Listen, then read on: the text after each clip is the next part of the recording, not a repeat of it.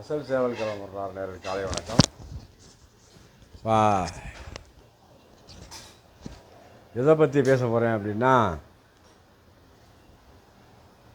குருநாதர் இல்லாத ஒரு மெத்தேடு உண்டாக்கி அதில் உருவாகி வர்றது பெரிய அபூர்வம்.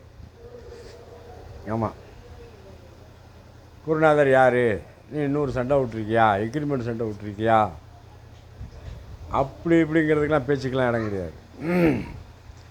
அறிவுபூர்வமாக யார் சேவக்கோழியை வளர்க்குறாங்களோ அவங்க தான் குருநாதர். இப்போ அந்த அறிவுபூர்வம் அப்படின்னா பாய் சொல்லி கொடுத்தாரு. ஆனால் அவர்கிட்ட நான் பெரும்பாலும் ஒட்ட மாட்டேன், ஜாஸ்தி ஒட்ட மாட்டேன். வார்த்தைகள்லாம் வேறு லெவலில் பேசுவார். அதுக்காண்டி ஒரு சிலவங்களுக்கு பிடிக்கும், பூரா உரசிக்கிட்டு அலைவாங்க. அது எனக்கு அது பிடிக்காது. என்னன்னா என்ன, இதுக்கு இது மெத்தேடு, இது சேவலை அதை விட்டால் இது அடிக்கும் பாய், இது எப்படி கணக்காகுமா இருக்குது, கரெக்டாகும் பாய், கரெக்டாகும் தான் அப்படிங்குவார். இந்த அளவில் தான் எங்களுக்கு பழக்கம், பாஜா பாய் எனக்கும் அந்த அளவு தான் பழக்கம். அதுக்காண்டி நானும் அவரும் அப்படியே கூடயே சேர்ந்துலாம் இருந்தது கிடையாது. நம்ம சுய அறிவு இருக்குது பார்த்தீங்களா, 5 அறிவு மிருகங்களுக்கு, 6 அறிவு மனுஷங்களுக்கு இறைவன் கொடுத்துருக்கான். அதனால் அந்த 6 அறிவை பயன்படுத்தி தான் சேவக்கோழி சண்டை நான் விட்டுக்கிட்டு வரேன். ஒரு வெள்ளச்சம், ஒரு டார்க்கு பச்சையாக மோசம் போது, ஒரு காலில் கரணை வர்றது, இதெல்லாம் எப்படி சரி செய்கிறது பாய்? சரி பண்ணிடுவேன் நான். ஆமாம், அது ஆகாததை உண்டு பண்ணி ஆக்கிடுவேன் நான். இதுதான் குருநாதர். இதுதான் குருநாதர். அப்படின்னா இந்த சூட்சம் தெரிஞ்சுக்கிடுச்சு அப்படின்னா அவங்க சாவை எத்தனை சாவனாலும் வளர்க்கலாம். அதை போட்டு பாய் ஏதோ சொல்கிறாரு வைக்கிறாரு அப்படின்னு, அதாவது இன்ட்ரெஸ்ட்டாக எதையுமே எடுத்துக்கொள்ளுங்க. இன்ட்ரெஸ்ட்டாக எடுத்துக்கிட்டால் தான் நீங்கள் சாவக்கோழியை வளர்க்க முடியும். அதை விட்டு போட்டு ஏனோ தானோன்னு அசால்ட்டாக இருந்தீங்க அப்படின்னா அது சாவக்கோழியும் அசால்ட்டாக தான் இருக்கும். எதையுமே ஒரு ஆர்வமாக செய்யுங்க, இன்ட்ரெஸ்ட்டாக செய்யுங்க. ஆமாம், வளர்க்குறது பெருசு இல்லை. இப்போ வளர்க்குறது ரொம்ப சிம்பிளு. இற போடுறான், முட்டை இடுது, அடை வைக்கிறோம், குஞ்சு பொறிக்குது, சேவை சண்டை போடுது, அப்படிலாம் நம்ம நினச்சோம்னா சேவக்கோழிலாம் வளர்க்க முடியாது. பராமரிப்பு அப்படிங்கிறதெல்லாம் இருக்குது. ஒரு சேவலை வாங்குவாங்க, ஒரு சண்டையில் கொஞ்சம் மடங்கி பறந்துருச்சுன்னு வச்சுக்கோங்க, சார்ஜ் இறங்கிடும். பந்தயத்துக்கு கொண்டு அதை விடுற வரையும் அதெல்லாம் எந்த பிரச்சனையும் கிடையாது. அந்த அடி வாங்கி 2-3 அடி ஆப்போனட் அடிச்சிருச்சு அப்படின்னா இவங்க எனர்ஜி குறைஞ்சிரும். அது குறையக்கூடாது, என்றைக்குமே குறையக்கூடாது. உங்கள் வைப்ரேஷன் தான் சேவை சண்டை போடுறது. இதில் நான் காணொலியில் பதிவு பண்ணிக்கிறேன். ஆமாம், உங்களுடைய எண்ணங்கள் இது தான் அது சண்டை போடும். சேவக்கோழி சண்டை போடணும்னா உங்களுடைய எண்ணம் எப்படி இருக்கோ வைப்ரேஷன், அதான் நீங்கள் இறக்கி விட்டிங்கன்னா அந்த எண்ணத்தில் தான் சண்டை போடும்.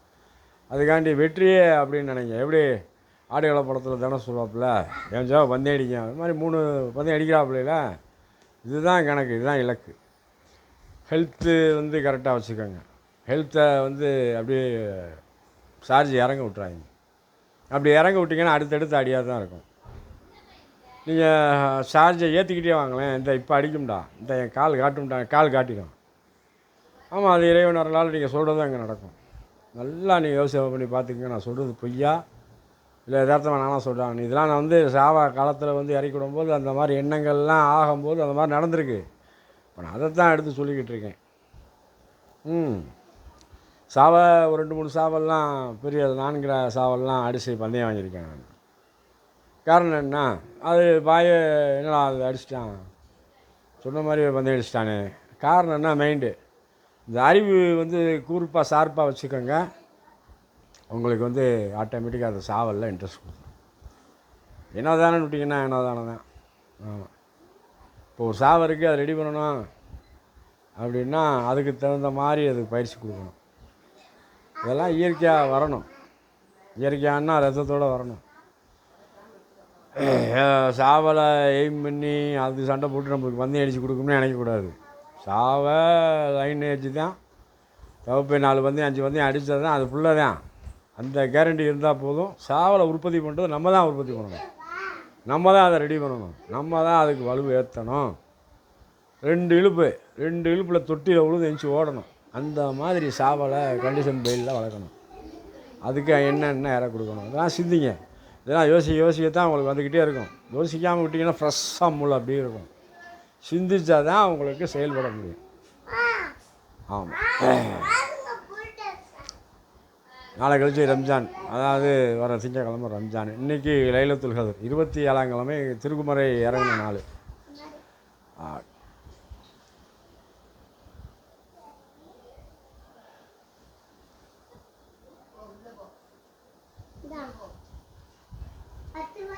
இதோட இந்த காணொலியை முடிச்சுக்கிறேன். நன்றி.